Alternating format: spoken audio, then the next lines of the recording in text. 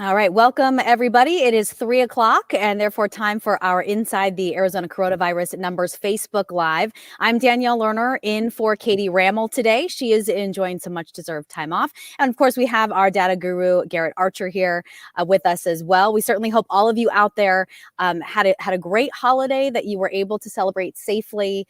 And now we're going to just jump right in to the latest updates from today. So Garrett, Garrett sends out an email every day with all of the information, all of the insight into the latest update. So Garrett, what stood out to you most about today's update in regards to our current coronavirus numbers? Well, I think what most people who looked at it, and a lot of people do a quick calculation in their head based off the cases and the tests. And this is the first time that we have more cases reported than tests, which means that technically the quote unquote positivity rate is over 100%.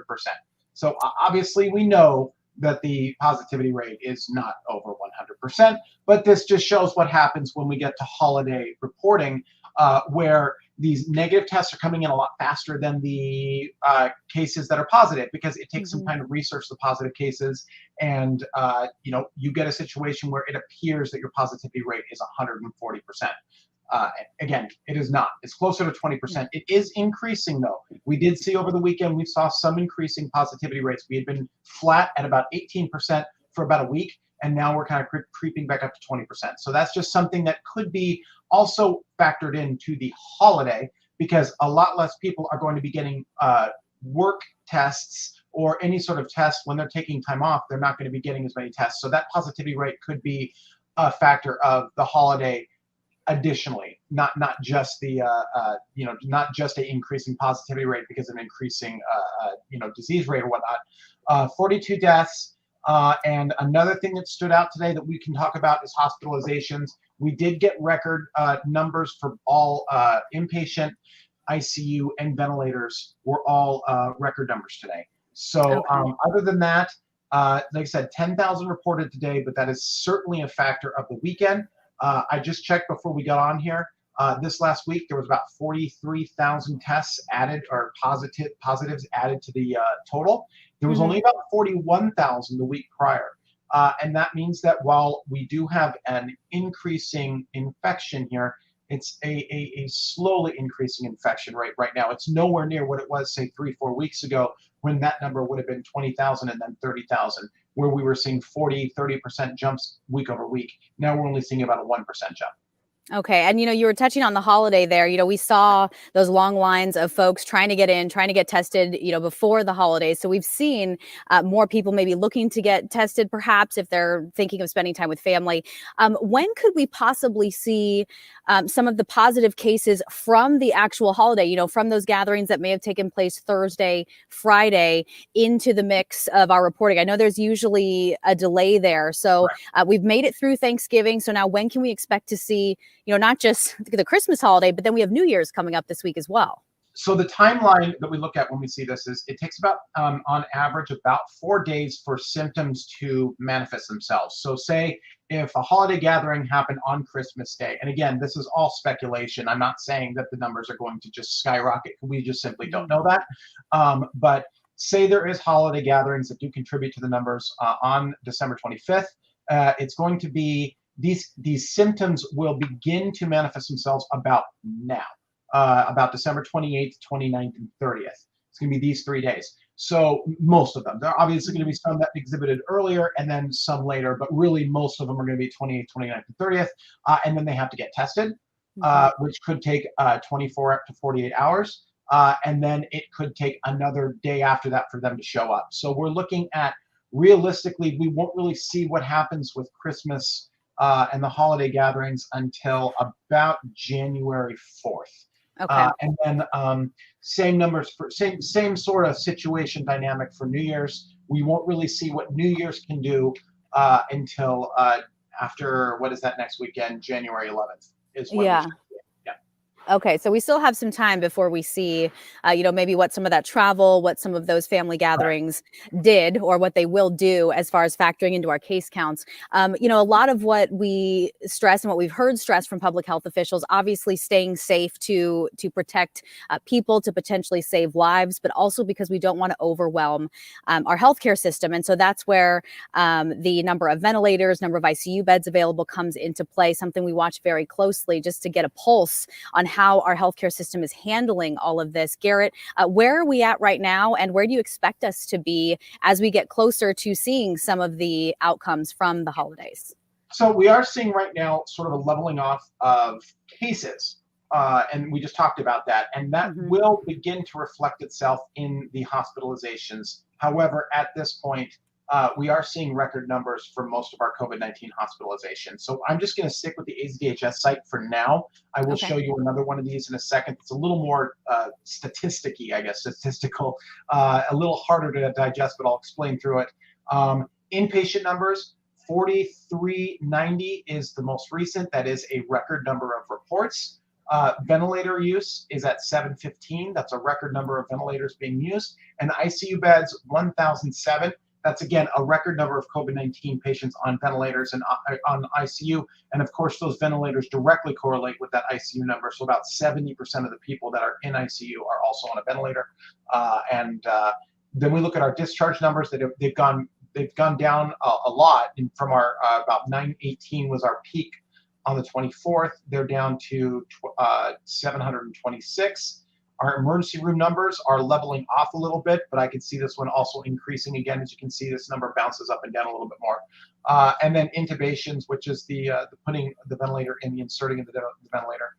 That's, again, about level where it was for the whole week. So that's where we are in hospitalizations. However, as I said, Danielle, because we are starting to see a leveling off of cases, there is a chance that we will start seeing, we're probably still going to see some records broken in hospitalizations for COVID-19, but it does appear that we're going to start seeing a leveling off of this. And then possibly these numbers will start going down. We are seeing also that the hospitals are, it's very obvious by looking at the data. In fact, I should put that up really quick.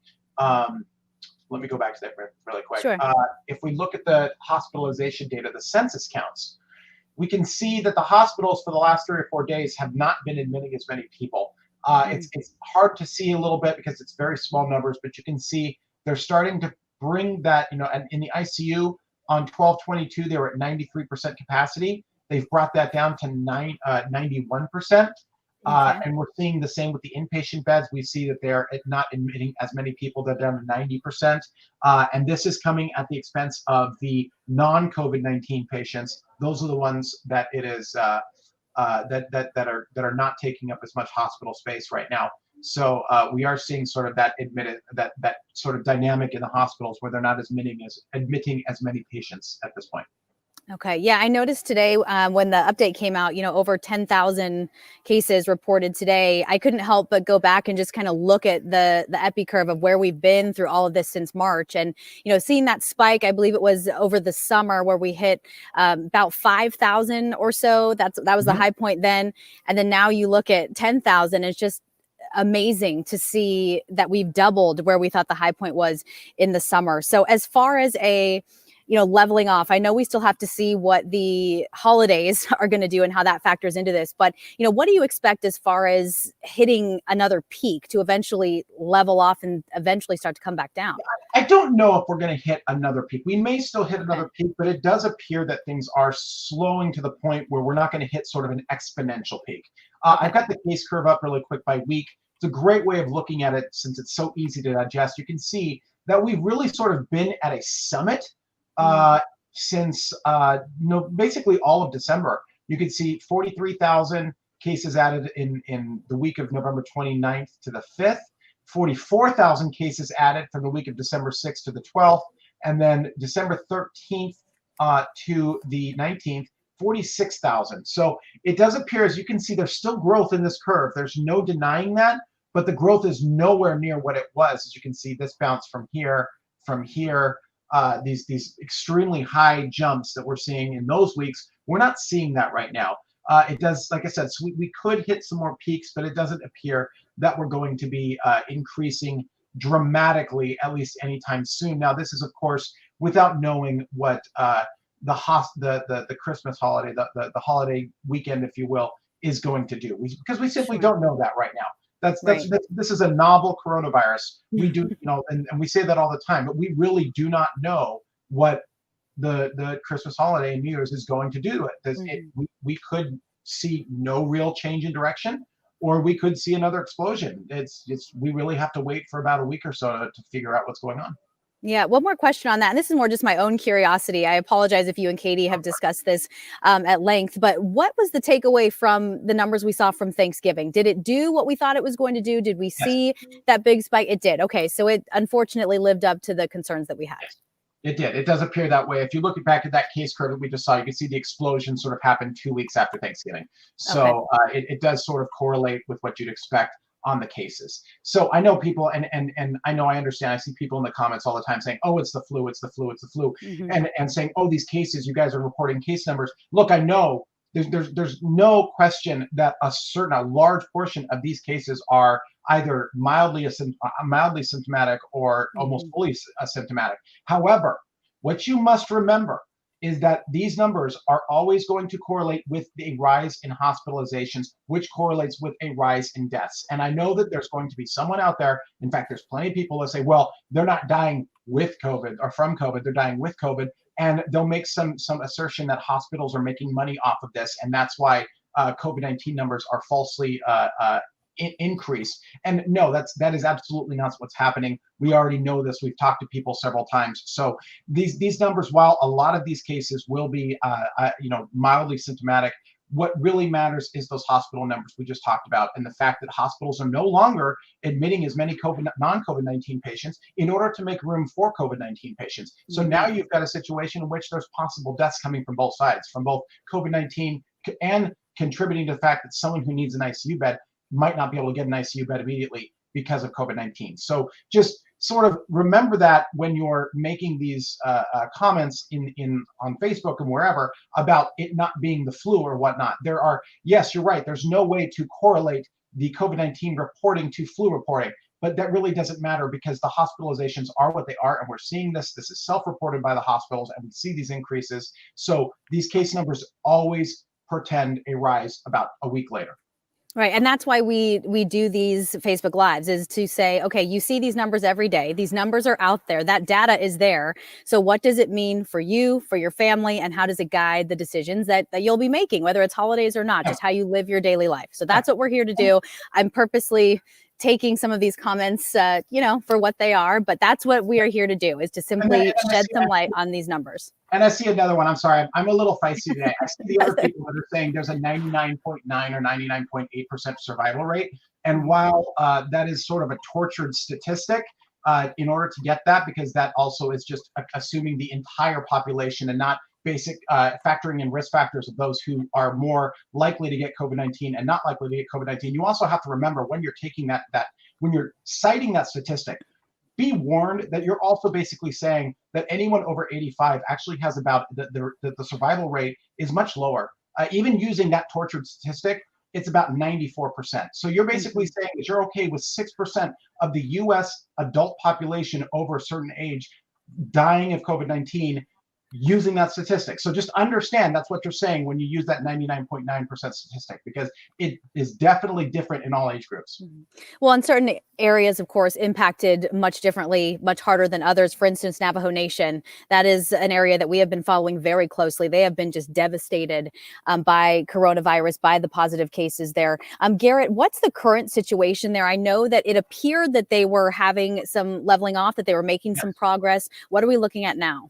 It does appear that while they were leveling off, I'm going to go up to really quick. It does seem that there are some increases that are happening right now. I'm pulling it up on my sheet. So right now, their week over week is actually up about 6% from where they were last week. They had been seeing decreases since December 16th to December 25th. They were on a week over week decrease on all of these cases. Now they're at a slight increase. It's about 6%. So basically, that still does mean it's a leveling off, but it's growing again. Essentially, is where we are. Not by a massive amount, but it's still growing. Yeah, and I know they had put in place curfews for quite some time, so I wouldn't be surprised if we start to see, maybe some more mitigation measures like that stepping up in that area. Let's talk a little bit about Maricopa County. This is Sure. this is kind of the world that. Before we get to Maricopa County, I'm sorry, I did say someone asked about how many are recovered, and I do have a number for you, Michael. I really do. So here's the thing. We talk about this all the time. Always people are asking about what the recovery rates are and what the actual recovery number is. The reality is we can't tell you the recovery number as is because the AZDHS and public health officials have not published a definition of recovery. However, without that definition of recovery, we can make an estimate based on what we know is the length of infection of COVID-19. And what we can see is infections. So the COVID-19 infectious period is about 14 days. It can sometimes be longer, but realistically, it's about 14 days. And what we do know is about 70,000 cases in Arizona are within the infectious period right now of 14 days, and about 160,000 cases in Arizona are within a 28-day time frame right now, where most of those are not. Well, I'd say about half of those are going to be infectious, but there could be a slightly larger number than that. So that's sort of what our range is. In anyone else of that 500,000 that was recorded, so about anywhere from 430 to 350,000 people in Arizona are recovered, or at least they are no longer infectious. They are inactive cases. We don't know what actual recoveries are, of course, because Lisa, we've talked about long haulers and the fact that people have symptoms for this. There are, some people that have symptoms of this and deal with it for long term. However, 340 to 440,000 are no longer active infections. They can no longer pass the virus on. Okay. So anyway, sorry, Danielle. No, that's okay. Maricopa County.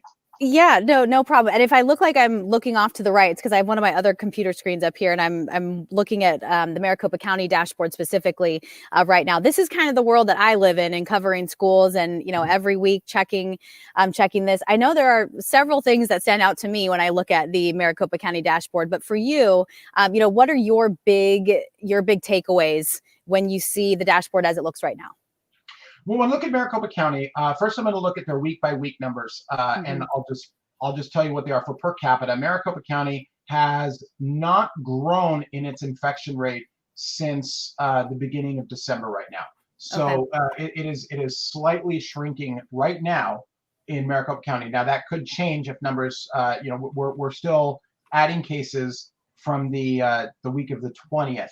But right now, the per capita number is lower in Maricopa County. So that's the first thing. Second thing with Maricopa County is they do give us a vaccine number, as you notice. In fact, let me just go to Maricopa County's website so people know where to find the vaccine number, because I know a lot of people want to know what the vaccine numbers are and what the distribute is. Let's just go to that. So yeah, I'm gonna pick up right here. This is, again, if you just Google COVID-19 Maricopa County, you're gonna get to this page. Right here is COVID-19 vaccine. We can click on that. It brings us to a vaccine page. Excuse me. We can see that they have 5 distribution points open. About 25,000 vaccines have been given. Now this is a couple days. This should grow by a large amount tomorrow because of reporting with Maricopa County. But about 25,000 right now. 31,000 or so statewide. And this is the volunteer hours, because this is a volunteer situation here for many places. So essentially, this is the first thing I want you to know of is where you can find these vaccines. So now we can go to the actual dashboard. I have to go to a different screen to do that. So I'm bringing that up. They have not updated this in a couple days. So just so that we understand, we're waiting on some information. Obviously, when you look at this, you can see most of their cases are from what it looks like. It hasn't been added since December 23rd, and that's just not gonna happen. So we're looking at a massive drop. A massive number of cases are going to be added to Maricopa County's numbers tomorrow. And this is a reporting decision that they made, where they're going to start reporting on Tuesdays, Wednesdays, and Thursdays. Got it. And so tomorrow's numbers are going to be quite large. And then let's see what else stood out. We're seeing, when we go to the risk factors, we can see the highest risk is about 84% right now of deaths are coming from the highest risk, which is 65 plus years or someone with one or more chronic medical conditions. That's where most of it, you can see it actually follows along with the ICU as well. 84% of ICU, 84% of deaths. And then care facilities, this number of deaths is increasing a little faster than it has been as of late, and that's sort of standing out. We are seeing a little bit more deaths in the long-term care facilities. Hopefully, that will be as soon as the vaccine is done distributed, that will be taken care of. We won't see as many anymore, if any. And then as far as the schools, I know Danielle, you track this very, very close. I'm not seeing a lot of these obviously change right now because schools are not in session. Right. Okay, yeah, the Maricopa County Schools dashboard. I posted a link to it on my Facebook earlier. Garrett, do you have the ability to pull that up, or do you want me to pull it up on my I will pull it up right now. We'll go right to the school dashboard. Perfect. I'm going to start with the unified school districts. Yes. This is the most recent data. I just pulled this before we got on here. And as you can see, all districts are red. In fact, I'm just going to show you the zip code map because this is the first time we've seen it. Every zip code in Maricopa County is in the red zone at this point. Every single one of them. And that has to do obviously with our CLI, COVID-like illness finally being above 10%, which does put us in a substantial. And then our percent positivities are still, in the 20s and 30s. So every single zip code. However, when I looked at this map to see what the growth rate was in the specific districts, it was about 60-40. So there are places in the district right now where we are seeing slower growth. We'll start at the East Valley, and you can see there has been some increases in the East Valley, but it's for like Queen Creek, for example, 783 to 835. Chandler, 710 to 573, so actually a lowering in Chandler of those numbers. We go to Higley, and that's been a slight decrease in Higley. Gilbert, a slight decrease in Gilbert. Mesa, a slight decrease in Mesa. So almost all of the East Valley, you're seeing decreases in per capita numbers. Scottsdale, also a decrease. Fountain Hills, we're seeing an increase in Fountain Hills. Deer Valley, we're seeing an increase in Deer Valley. And we can see, so it looks like, and I'll go through these a little more, but we can see that the growth of the virus, at least regionally, has now shifted back to the west. For the longest, for about 3 weeks, it had been an East Valley issue where a lot more growth was happening in the East Valley, and it does appear to have sort of changed directions again.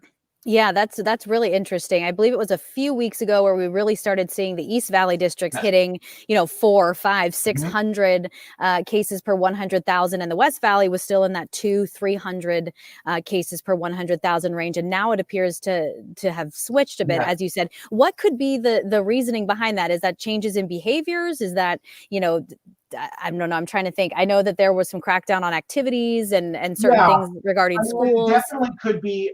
It could be the factor that school's not in, and there could be some. And again, this is all speculation. It could be that school is no longer in. It could be behavioral changes in the East Valley compared to other places in the Valley. It's just really hard to tell, really, when it comes down to it, what is causing sort of this shift in demographics. Let's go to the cities real quick. Someone asked about Tempe, so we'll just look at Tempe really quick. Tempe actually went down a little bit from 435 to 417. And it does appear, like I said, really, we're seeing a lot more leveling off. We talked about this, slight increases in Phoenix, but realistically, it's and even when you aggregate all of Peoria, it's even a slight decrease in Peoria. So there you go. There you go, Tempe. It does appear that we're having sort of more isolated breakouts right now, but since our numbers are so high all around, now this is what it looks like. Obviously, that's of no help. I'm going to just hold off on this really quick. I'm going to bring up my map. Of let's see. You want the schools? Yeah, sure. Yeah, and while you're pulling that up real quick, just a little note. I know a lot of people message me all the time and say, with the districts in substantial spread, because again, those substantial spread markers mean you've got cases greater than 100 cases per 100,000 people. You saw it right there.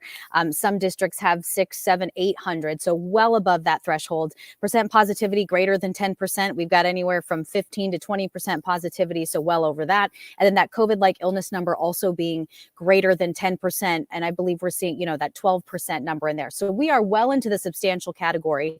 Previously, the state health department had recommended that districts switch to virtual with on-site supports once all three of those metrics, the cases, percent positivity, and COVID-like illness, were in that substantial spread category, which is where we are now. In fact, the state recommends for every county in the state be virtual right now. However, in this last update to the Maricopa County Schools dashboard, there was a note where health officials basically said, that is a recommendation. Again, none of this is mandated. And that's why we have some school districts who have been in remote since the spring, some school districts who will return to start second semester on January 4th in remote for 1 week, 2 weeks, till mid-January. It's really all over the map. And that's because the districts and schools, if you're talking charter schools, have the ability to make that decision for themselves. And so even though the data officially recommends virtual, at the end of the day, it's up to those governing boards, those districts, those schools to make that decision. So I just wanted to throw that out there again, because I think,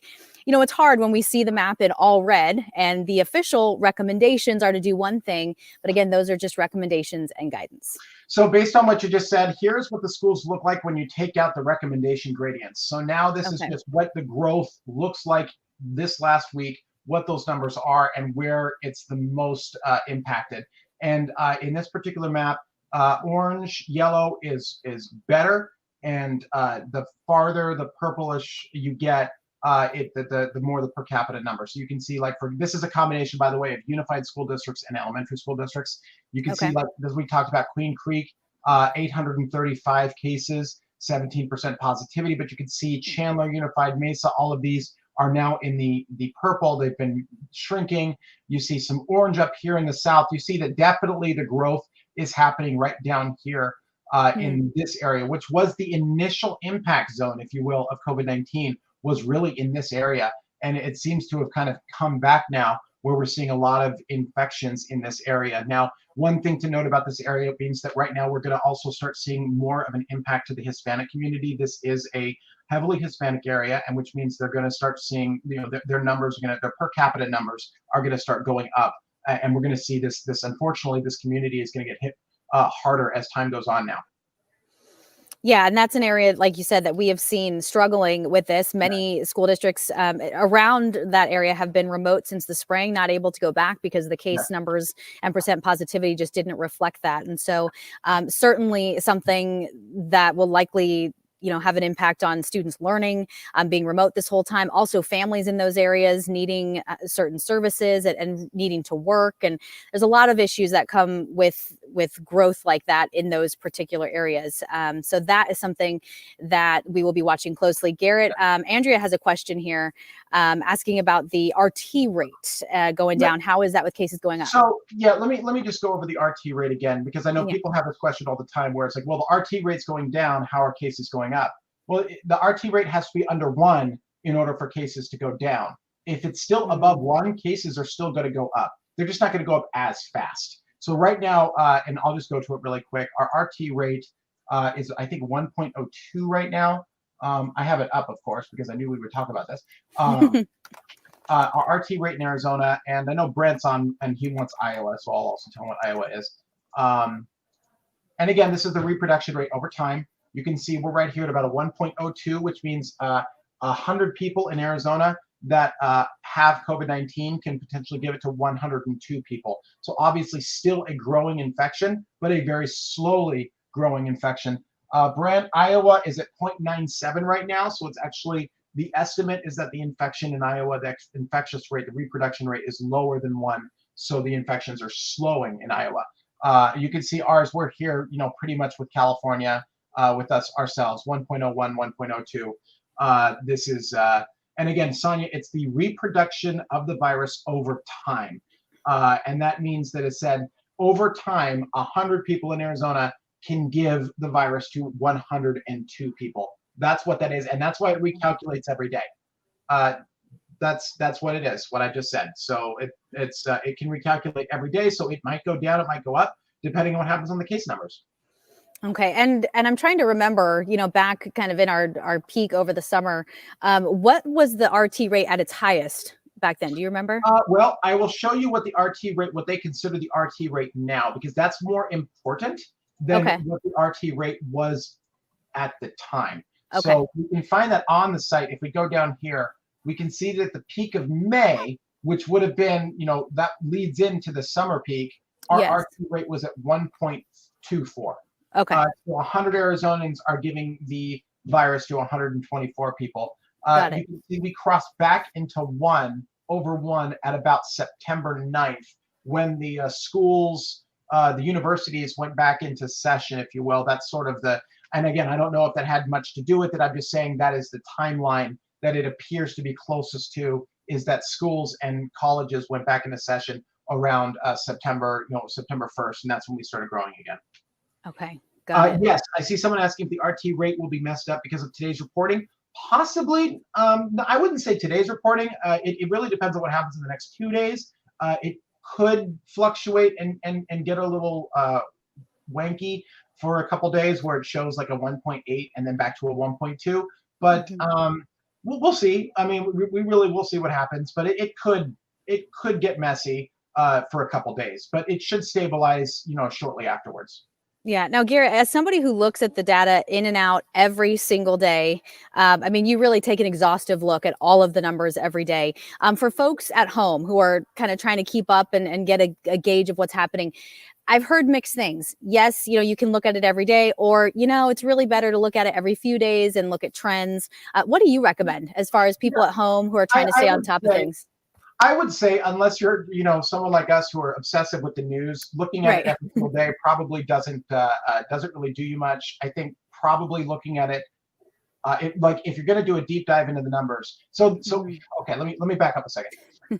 For case reporting, so let me go through. In fact, I'll just go through the AZDHS website to tell you which ones to do on a daily basis and which ones not, because there is, believe it or not, different answers to this. Yeah, no, that's great for me as well, because I don't know that I know that either. So I appreciate that. Obviously, the summary page is a daily look at things. So if you're really wanting to check this daily, you have to go to the summary page. Now, anything up here, demographics, COVID-19 deaths, zip codes, confirmed cases by day, hospitalizations, COVID-like illness, and laboratory testing, these are all really something that would be, for doing deep dives, you want to kind of keep this to a weekly basis, because these numbers, there's a little button down here that says a plus and minus, and it helps you look at this number per week. And this is really a better understanding of what's going on. Like, say, for example, when we go to laboratory testing, they even already aggregate these by week anyway, because this is a better way of looking at the data for this.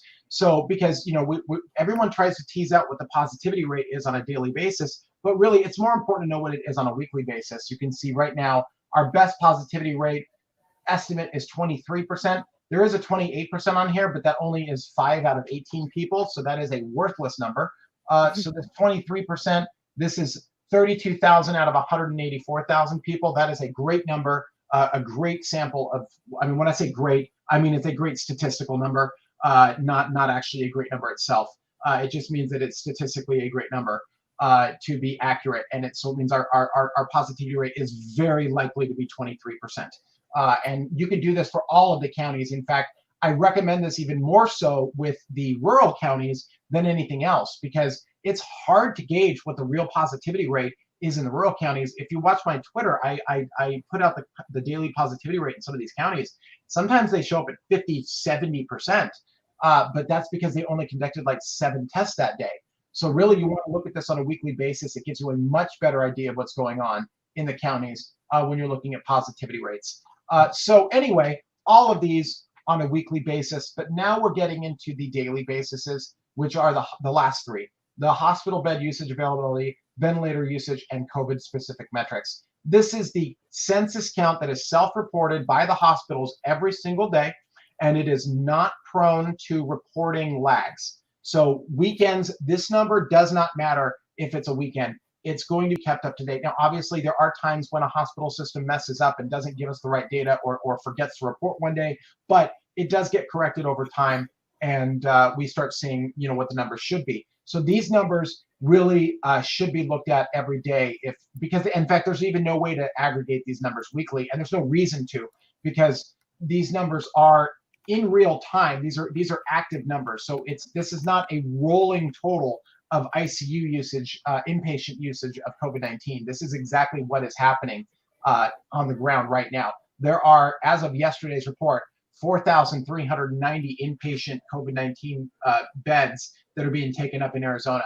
And the day before, that number was, 4,190. So this is something that you want to keep track of on a daily basis, and I do as well. Okay, great. And then I know that we have just a little bit more time here. And I know that some folks who are writing in or who are watching this right now may be wondering, as far as that zip code level data, which zip codes are we seeing right now impacted the hardest, and which ones seem to be maybe doing better than others with all of this? And I do have that same map I just showed you with the elementary school, the unified school districts. I do have that zip code map here. This is the most recent data. You can see, again, we just talked about, here is the Salt River Pima reservation back up in the 980 per capita from 691 to 980. So big increases there. Big increases in 85323 from 596 to 896. Big, and this is an oldie here. 85305 was the original zip code. And you can see right here, it's gone back up from 844 to 963, while you're seeing zip codes in the East Valley now are starting to shrink from 579 to 498, 85295, from 730 to 555. So sort of we're seeing and this is what I'm talking about. We're seeing a shift back to the West Valley. The Southwest Valley is where case growth is happening right now. Got it. And as we go into the next couple of days, I know Mondays are always, might be some lag in reporting from the weekend and some of those tests trying to catch up. What are you looking for in tomorrow's update, and just as we go throughout the week here? What should people be keeping an eye out for? So tomorrow's update, what will be interesting is the ACDHS has made it a point to try to keep Tuesday numbers from being astronomical. However, because we did have just a holiday happen, there is a chance that there are going to be quite some high numbers. And really tomorrow and the next day's reports are really we're going to be able to tell on these two reporting days if we are, what rate we are growing at right now. I mean, if our week over week stays at around 1 to 2%, that's obviously a good thing. But if we see another day tomorrow of reporting at 10, 15,000, that week over week number is going to start going into the, 8 to 10 to 20% week over week, and that's when we get back into exponential growth. So we're looking for obviously I say we're looking for a lower number, because obviously everybody always wants a lower number to be reported, but just with the reporting patterns of the ACDHS, we are looking for a lower number tomorrow, because if it is higher, it's a much better indicator that things are increasing, simply because of how the shift in reporting patterns have happened. Now, of course, also in the hospitals, what we just talked about, we're hitting peaks, we're hitting records in ventilator use, ICU, and inpatient. So we want to see these start to level off and start to go down. Yeah, and just because we're at a point where that could happen. So a couple of weeks ago, when we were having this conversation, Katie and I were saying we're hitting records, but we have no end in sight. These numbers are just going to continue because we have the case growth. Well, now that we have a leveling off of cases, there's also a chance that our hospitalizations will also begin to level off. Yeah. And just real quick, I want to chime in on the side. I've seen a couple of people commenting about, kind of, Garrett, how you mentioned earlier when you got a little feisty about, this is the flu and it's not a big deal. But again, that notion of, yes, but when folks are in the hospital for COVID, that means that other people who maybe don't have COVID, it limits your access to treatment. So if we're purely going from a selfish perspective here, we need those numbers to come down. And I actually have a friend who's a nurse, and she said the same thing. Exactly how you're saying it. Look, if people want to say, oh, if you want to sit there and believe that all of these numbers are fake, I can't stop you from believing that. However, even if the COVID-19 numbers are embellished on the hospitalizations, the self-reported, the fact remains that number continues to increase, and that the people who are not marked as COVID-19, the hospitals are no longer admitting as many people. as they should, and that you're starting to see sort of a crunch on the hospitalizations. So regardless of what your thoughts are, we still need to see these just like you said, these hospitalization numbers, these COVID-19 hospitalization numbers need to level off and start to go down. And then we'll start having room in our hospitals again for people to have the elective surgeries and also everything else they need. Right. All right. Is there anything else, Garrett, that you want to make sure that we hit on today, that we covered today, that maybe we didn't yet? No, I think we can cover most of it tomorrow. We'll go over, we can go over what's going on as far as trends forecasting tomorrow, where we are in terms with our neighbor to the west. California has been seeing some increases. In fact, we're now we're third in the country as far as normalization of cases, with California normalized, which means if California and Arizona had the same population, they are finally above where we are. And that's never happened. This is the first time where California's normalized number is now higher than Arizona's. Well, and that's interesting because they've been on lockdown pretty much this whole time, much different than what we've seen here. And so that brings up a whole bunch of other questions as far as why that might be. Yeah, look, when all is said and done and this thing is finally over, there's going to be a lot of studies and white papers on the effectiveness of the lockdowns and what they actually did. And that is way above my pay grade. I'm here to look at the numbers and report the numbers. I'm not here to start, writing like I said, a white paper on the effectiveness of these lockdowns. But yeah, that definitely, as you said, now that you've got California, which has some of the tightest restrictions in the country, is now also the cases with the place with the highest number of cases normalized by population. That's something to be said. That's at least an argument to at least explore, I guess is what I'm going to say. Yeah. But like you said, that's way above your pay grade, my pay grade. So we're just here to talk about the numbers. So thank you all so much for joining us today. Man, that time goes by fast when you're in it and looking at all the maps and everything. Garrett, thank you so much as always for the insight that you provide and the work that you do. So needed and so appreciated, I know, by the public and all of us here as well, your colleagues and coworkers who are proud to work with you. So I certainly hope all of you will join Garrett and whoever's going to be with him tomorrow. I'm not 100% sure. We get Katie back tomorrow. Okay, great. Tomorrow's going to be our last broadcast until the end of the year because I'm also on vacation after tomorrow. So we're going to do this one more time with Katie and I, and then we'll stop until after New Year's. All right. I guess you get some time off. I guess that's okay. Yeah. All right. Everybody stay safe out there. And Katie and Garrett, we'll see you back here tomorrow at 3:00. Have a great one.